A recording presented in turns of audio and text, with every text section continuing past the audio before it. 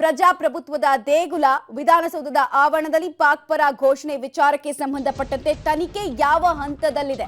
FSL report ಏನ್ ಹೇಳ್ತಾ ಇದೆ? ಈ ವಿಚಾರಕ್ಕೆ ಸಂಬಂಧಪಟ್ಟಂತಹ ಡೀಟೇಲ್ಸ್ ಈಗ ನೋಡ್ತಾ ಹೋಗೋಣ.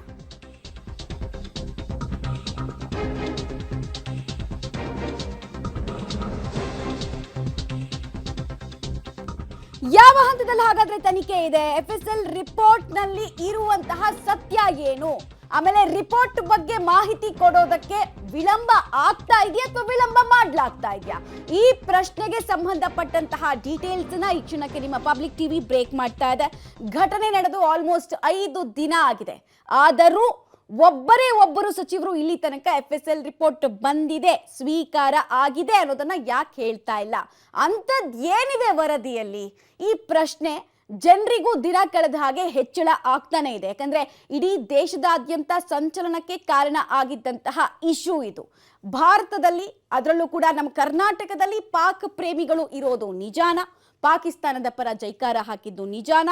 ಅಥವಾ ಆಡಳಿತಾರೂಢ ಪಕ್ಷದ ಕೆಲ ನಾಯಕರು ಈ ತನಿಖೆಗೂ ಮುಂಚೆನೆ ಶರಾ ಬರೆಯೋ ಕೆಲಸವನ್ನು ಮಾಡಿದ್ರಲ್ಲ, ಹಾಗೇ ಇಲ್ಲ, ನಡೆದೇ ಇಲ್ಲ, ಸುಳ್ಳು ಅಂತ, ಅದ್ ನಿಜಾನ? ತಿಳ್ಕೊಳ್ಳೋ ಪ್ರಯತ್ನ.